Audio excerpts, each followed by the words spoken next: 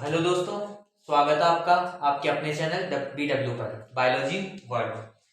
तो आज अपन फिर लौटे हैं एक नई साल और नई शुरुआत के साथ में एक बहुत ही अच्छा सा टॉपिक हार्मोन क्रियाविधि लेकर के। ठीक है कि किस तरह से हार्मोन्स अपनी क्रियाविधि को अंजाम देते हैं।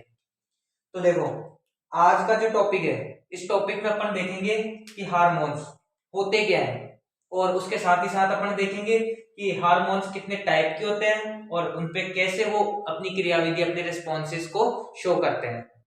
तो चलो, बिना किसी देरी के अपन शुरू करते हैं अपना टॉपिक। तो पहले अपन बात करेंगे कि हार्मोन्स हार्मोन्स होते क्या है। तो देखो, हार्मोन्स जो होते हैं वो अंतःस्रावी ग्रंथियों के स्राव होते हैं, सीक्रेशन ऑफ एंडोक्राइन ग्लैंड। मतलब अंतःस्रावी ग्रंथियां वे ग्रंथियां जो अपने स्राव को सीधे रक्त में छोड़ती है। ठीक है, उसमें नलिकाएं नहीं होती है और इस वजह से उनको नलिका विहीन ग्रंथियां भी कहते हैं, डक्टिलेस ग्लैंड्स। और इनका जो स्राव होता है उसको बोलते हैं हार्मोन। अब हार्मोन की बात करते हैं अपन। तो हार्मोन कितने टाइप के?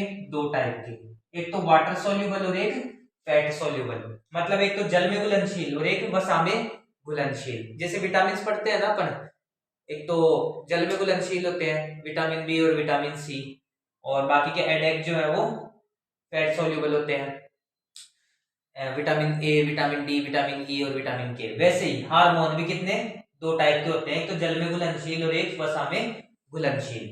अब उसके बाद अपन बात करते हैं कि हार्मोन जब अपनी क्रियाविधि दर्शाते हैं तो देखो, कोशिकाओं में होती है विभिन्न क्रियाएं। अब उन क्रियाओं को संपन्न कराने के लिए, उनकी गति को तीव्र करने के लिए या फिर उनको संदमित करने के लिए हार्मोन्स की जरूरत पड़ती है। तो इसका मतलब है कि हार्मोन्स को जाना पड़ेगा कोशिकाओं के अंदर। अब उन हार्मोन्स को कोशिकाओं के अंदर ले जाने के लिए भी कोई ना कोई तो होगा ही ना। ठीक है, तो अपन उसकी बात कर लेते हैं। उस पर कुछ ग्राही पाए जाते हैं, ग्राही जो ग्रहण करते हैं। तो ग्राहियों के आधार पे ना दो टाइप के होते हैं, एक तो मेम्ब्रेन रिसेप्टर। ठीक है, मेम्ब्रेन रिसेप्टर, मेम्ब्रेन मतलब झिल्ली और रिसेप्टर मतलब ग्राही। तो ये वो ग्राही होते हैं जो कोशिका की झिल्ली के ऊपर उपस्थित होते हैं, और एक होते हैं जो कोशिका के अंदर उपस्थित होते हैं, इनसाइड सेल। इनसाइड सेल अंदर उपस्थित हो गए तो बोलते हैं इनको अंतर कोशिकीय ग्राही। ठीक है, कोशिका के अंदर अंतर कोशिकीय ग्राही। और इनमें से अधिकांश जो होते हैं कोशिका के अंदर जो ग्राही उपस्थित होते हैं उनमें से अधिकांश होते हैं न्यूक्लियर, मतलब नाभिकीय या केंद्रकीय ग्राही। ठीक है, तो देखो, ये जो केंद्रकीय ग्राही जो होते हैं ना, ये क्या करते हैं कि हार्मोन के साथ में मिलकर के, हार्मोन को अपने साथ में जोड़ करके हार्मोन ग्राही सम्मिश्र का निर्माण करते हैं, हार्मोन रिसेप्टर कॉम्प्लेक्स। तो अपन ने बात की कि हार्मोन क्रियाविधि में हार्मोन होता क्या है। फिर से देखते हैं, ये होते हैं अंतःस्रावी ग्रंथियों के स्राव। और अंतःस्रावी ग्रंथियां क्या होती है? तो ये वो ग्रंथियां होती है जो अपने स्राव को सीधे रक्त में छोड़ती है, ना कि नलिकाओं के माध्यम से। ठीक है, वो एक्सोक्राइन होती है, बहिस्रावी। और अंतःस्रावी ग्रंथियों के जो स्राव होते हैं वो कहलाते हैं हार्मोन। हार्मोन होते हैं अपनी घुलनशीलता के आधार पे दो टाइप के, एक तो जल में घुलनशील और दूसरे वसा में घुलनशील। उसके बाद बात करते हैं कुछ रिसेप्टर्स की, कि हार्मोन जो है कोशिका पे क्रिया करेंगे, कोशिका में अपनी प्रतिक्रिया दर्शाएंगे, तो उनको ग्रहण भी तो करेगा ना कोई ना कोई। तो ठीक है, फिर अपन देख लेते हैं रिसेप्टर जो होते हैं, ग्राही जो होते हैं, अगर झिल्ली पर होते हैं। ठीक है, कोशिका की झिल्ली पर अगर ग्राही उपस्थित होगा तो उसको बोलेंगे झिल्लीबद्ध ग्राही। और अगर कोशिका के अंदर उपस्थित होगा ग्राही, झिल्ली पे ना होकर के, तो उसको बोलेंगे इंट्रासेल्यूलर ग्राही, अंतराकोशिकीय ग्राही, जिसमें से अधिकांश होते हैं न्यूक्लियर, मतलब केंद्रकीय या नाभिकीय। तो अब एक बात बताऊं आपको, कोशिका है तो कोशिका में तो झिल्लीबद्ध भी होंगे और अंतराकोशिकीय भी होंगे, दोनों टाइप के ग्राही होंगे। ठीक है, ग्राही दोनों टाइप के हैं, तो फिर अंतर कहां पे आएगा कि ये दो नाम क्यों दे दिए? तो देखो, दो नाम देने का मतलब आएगा कि कुछ हार्मोन्स ऐसे होंगे जो झिल्लीबद्ध ग्राहियों से जुड़ेंगे और कुछ हार्मोन्स ऐसे होंगे जो कोशिकीय या अंतराकोशिकीय या नाभिकीय ग्राहियों से जुड़ेंगे। नाभिकीय ग्राही जो होते हैं वो हार्मोन से जुड़ करके क्या बनाते हैं? हार्मोन रिसेप्टर कॉम्प्लेक्स, हार्मोन ग्राही सम्मिश्र। और ये इंपॉर्टेंट बात है काफी। अब अपन क्या करेंगे ना, एक एक करके पढ़ते चलेंगे कि हार्मोन ग्राही जो होते हैं, मतलब हार्मोनों के ग्राही है मेम्ब्रेनबद्ध और झिल्लीबद्ध और अंतराकोशिकीय, तो किस तरह से ये कार्य करते हैं इसको अपन ना डायग्राम के साथ साथ में समझते चलेंगे। तो चलो पढ़ते हैं एक एक करके वाटर सॉल्युबल और फैट सॉल्युबल हार्मोन्स के बारे में।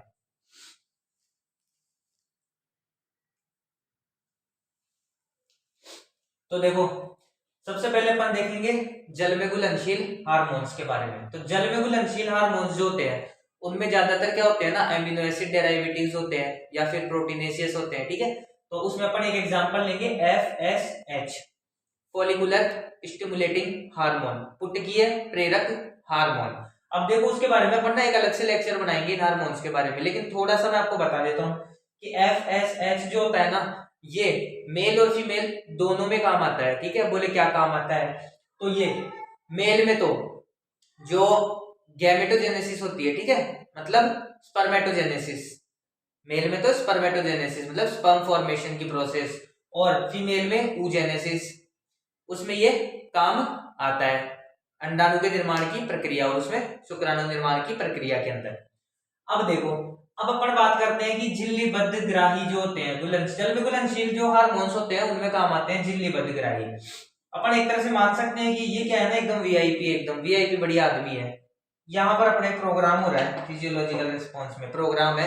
तो ये क्या है कि कोई दूर के रिश्तेदार है जो बड़ी बढ़िया जगह रहते हैं, है ना, तो उनके लिए क्या किया है इसने, पूरी गाड़ी भेज दी आगे तक कि नहीं उनको तो एयरपोर्ट से लेकर के आओ। तो उसी तरह से देखो ये क्या करता है कि झिल्ली, ऐसा मान लो ये एयरपोर्ट है तो ये झिल्ली पर ही भेज दिया ग्राही को, रिसेप्टर को। अपन नॉर्मली एग्जांपल में ले तो गाड़ी को, क्या जाओ रिश्तेदार को लेके आओ, तो रिश्तेदार गाड़ी में बैठेंगे और डायरेक्ट शादी में पहुंच जाएंगे, ठीक है।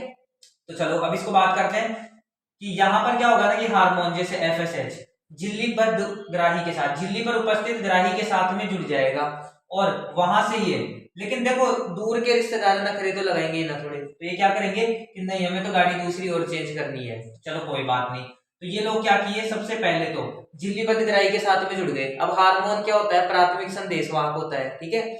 अब ये डिमांड करेंगे द्वितीयक संदेशवाहक की, तो इन्होंने द्वितीयक संदेशवाहक उत्पन्न कर लिया कोशिका के अंदर प्रवेश करने के पश्चात, जैसे कि चक्रीय AMP, साइक्लिक AMP या फिर कैल्शियम आयंस।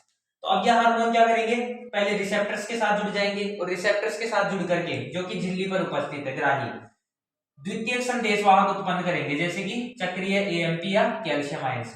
फिर इसके साथ में जुड़ करके, इसके साथ में बदल करके ये जैव रासायनिक प्रतिक्रिया बायोकेमिकल रिस्पॉन्सेज में पार्टिसिपेट करेंगे, कि जो रिएक्शंस सेल के अंदर होंगी, कोशिका के अंदर जो जैव रासायनिक प्रतिक्रिया होंगी उनमें भाग लेंगे और उनमें भाग लेकर के शारीरिकी प्रतिक्रिया दर्शाएंगे, फिजियोलॉजिकल रिस्पॉन्स, कि हार्मोन के द्वारा जो रिस्पॉन्स दर्शाया जाना है वो रिस्पॉन्स ये दर्शाएंगे।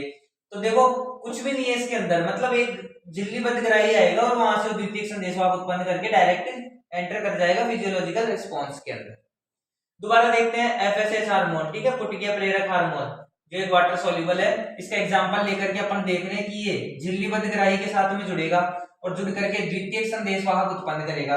और ये इसका इंपॉर्टेंट पॉइंट है कि कौन से प्रकार के हार्मोन के अंदर द्वितीयक संदेशवाहक उत्पन्न होता है, ये चक्रीय AMP और कैल्शियम आयंस के द्वितीयक संदेशवाहक है। तो ये होता है जल में घुलनशील, ठीक है, द्वितीयक संदेशवाहक उत्पन्न करेगा, वहां से ये जैव रासायनिक प्रतिक्रिया में भागीदारी दर्शाते हुए फिजियोलॉजिकल रिस्पॉन्स को प्रदर्शित करता है, ठीक है। अब अपन देखेंगे दूसरे टाइप के जो होते हैं वसा में घुलनशील। वहां पर थोड़ी सी प्रोसेस ना अलग होगी, सेम टू सेम ऐसी प्रोसेस नहीं होगी, यहाँ पर तो डायरेक्ट आ रहा है। ऐसा कह सकते हैं कि ये तो वो अमीर लोग हैं जिनको भेजने के लिए डायरेक्ट बेचारे को गाड़ी भेज दिया, लेकिन अब अपन जो दूसरा देखेंगे ना वसा में घुलनशील, वो थोड़े अपने वाले टाइप के आदमी है ना, मतलब उनके लिए क्या है कि गाड़ी वहां नहीं जाएगी, उनके लिए ऐसे रहेगा कि हाँ चलो आने दो, जहां तक आता है उसके बाद में रिसीव कर लेंगे, हो सकता है गेट पर ही रिसीव कर ले, ठीक है। तो चलो सबसे पहले तो अपन ने देख लिया झिल्लीबद्ध ग्राही वाला, अब अपन देखेंगे दूसरा वसा में घुलनशील।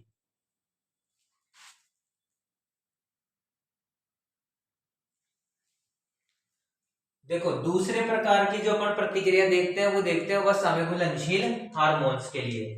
अब उसमें पहले देखा था जल में घुलनशील, जहां पे FSH का एग्जांपल लिया था अपन ने, ठीक है। यहाँ पर अपन लेंगे वसा में घुलनशील और उसके लिए अपन ले लेंगे एग्जांपल एस्ट्रोजन हार्मोन, ठीक है, महिला के अंदर स्रावित होने वाला ये लैंगिक हार्मोन है। तो देखो अब यहाँ पर क्या होगा ना कि पहले तो अपने को पहले वाले तो वीआईपी थे, उनके लिए तो गाड़ी पहुंच गई थी सीधा एयरपोर्ट पे, ठीक है, मतलब झिल्ली पर ही रिसेप्टर मिल रहे थे। अब ये लोग अपने तरह के हैं, आप लोगों के तो नहीं, खैर मेरी तरीके के हैं, ठीक है। तो ये क्या करेंगे ना कि यहाँ पर देखेंगे प्रोग्राम होने वाले, बोलेंगे कोई बात नहीं, जहां तक आ सकता है आ जाने दो, उसके बाद में अपन उसको रिसीव कर लेंगे। तो इसमें क्या होता है ना, चलो रियलिटी पे आते हैं। यहाँ पर हार्मोन इनसाइड द सेल, कोशिका के अंदर प्रवेश कर जाएंगे। रिसेप्टर तो इसके ऊपर भी है, लेकिन ये जो होते हैं ये मेम्ब्रेन रिसेप्टर से कैप्चर नहीं होते हैं। तो ये कहां होंगे, इनसाइड द सेल, कोशिका के अंदर प्रवेश कर गए। अब देखो मैंने बताया था आपको स्टार्टिंग के अंदर कि जो इंट्रासेल्युलर होते हैं, अंतर कोशिकीय ग्राही होते हैं, उनमें से भी अधिकांश जो होते हैं वो कैसे होते हैं, उनमें से भी अधिकांश होते हैं वो ये केंद्र की है, ठीक है, जो क्या करते हैं केंद्र के अंदर उपस्थित होते हैं। तो ये देखो ये रे केंद्र की है ग्राही। तो यहां से हार्मोन अंदर एंटर किया, और ये देखो ये ब्लू वाली जो लाइन मैंने बता रखी है केंद्रक के लिए दर्शा रखी है कि ये क्या है, केंद्रक है, न्यूक्लियस। अब न्यूक्लियस के अंदर एंटर होते ही इसको ये हार्मोन क्या कर लेगा, पकड़ लेगा, सॉरी ग्राही जो है वो हार्मोन को पकड़ लेगा, और पकड़ करके हार्मोन रिसेप्टर कॉम्प्लेक्स बना देगा, हार्मोन ग्राही सम्मिश्र का निर्माण कर देगा। अब इस सम्मिश्र का निर्माण होने के बाद में एक मध्यस्थ मीडिएटर बनने के बाद में ये किस पर प्रतिक्रिया दर्शाएगा, रिस्पॉन्स देगा, जीनोम पर, ठीक है, ये जीनोम है। अब यहाँ जीनोम से ये क्या फॉर्मेशन करेगा, एमआरएनए का, और अपने को पता है एमआरएनए से ट्रांसलेशन द्वारा क्या बन जाएगी, प्रोटीन बन जाएगी। और अपने को पता है जितनी भी प्रतिक्रियाएं होती है, जितने भी रिस्पॉन्सेज होते हैं, वो पूरा है ना, जो क्या चीज होता है वो होती है ऑब्वियसली प्रोटीन्स है, सारा प्रोटीन्स का कमाल है, प्रोटीन्स ही तो होती है जितनी भी प्रतिक्रियाएं होती है उनको करने में शामिल। तो देखो प्रोटीन्स का निर्माण होगा, और ये प्रोटीन्स वो प्रतिक्रिया दर्शाएगी कि क्या चीज होनी है और क्या नहीं होनी है।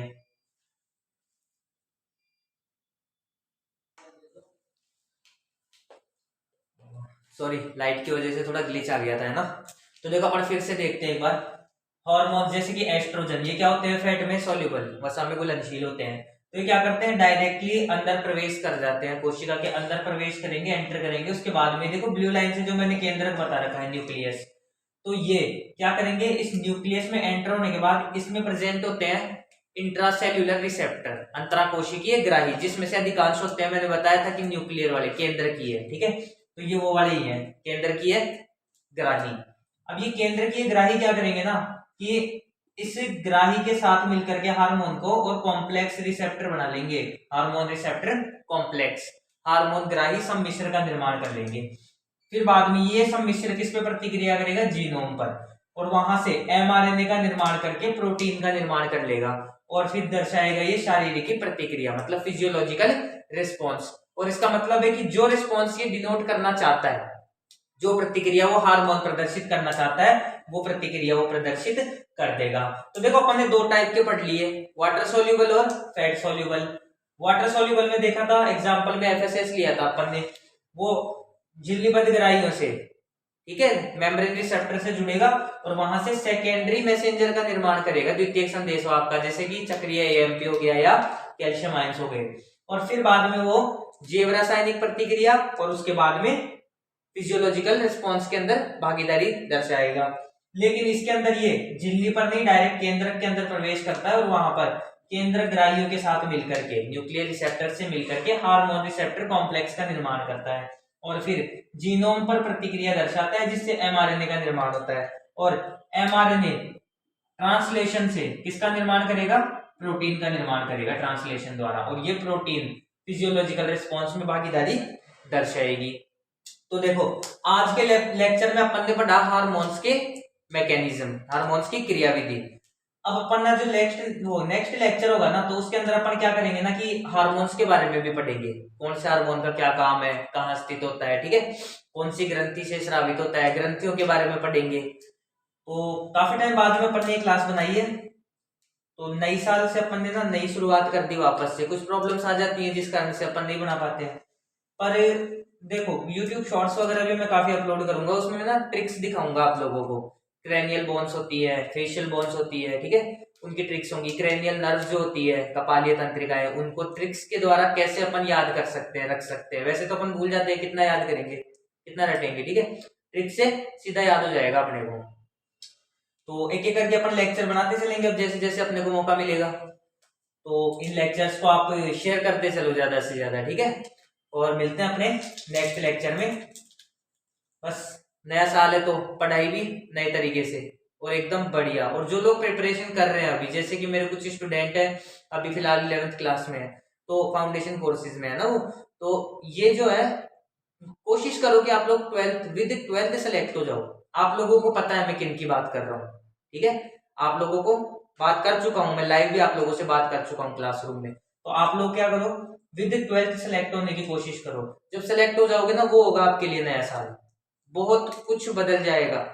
अभी की परेशानी आपकी खुशियों में बदल जाएगी, और अभी के जो दुख हैं वो सब भूल जाओगे आप। बस एक नई जिंदगी की शुरुआत हो जाएगी, और उससे बेटर और क्या ही हो सकता है, ठीक है। तो लेक्चर्स को प्रिपेयर करते रहो और पढ़ते चलो। और हाँ, एक कमेंट आया था कि सर नर्वस सिस्टम पे भी आप लोग लेक्चर बनाओ, तो हाँ नर्वस सिस्टम पे भी बनाएंगे अपन, एक एक करके थोड़ा थोड़ा करके लेक्चर्स बनाते चलेंगे एक एक टॉपिक वाइज। शायद वो डागर नाम से था कुछ, विकास डागर या कुछ ऐसा नाम था, ठीक है। तो अपन ये बनाते चलेंगे। चलो मिलते हैं नेक्स्ट लेक्चर में। Thank you.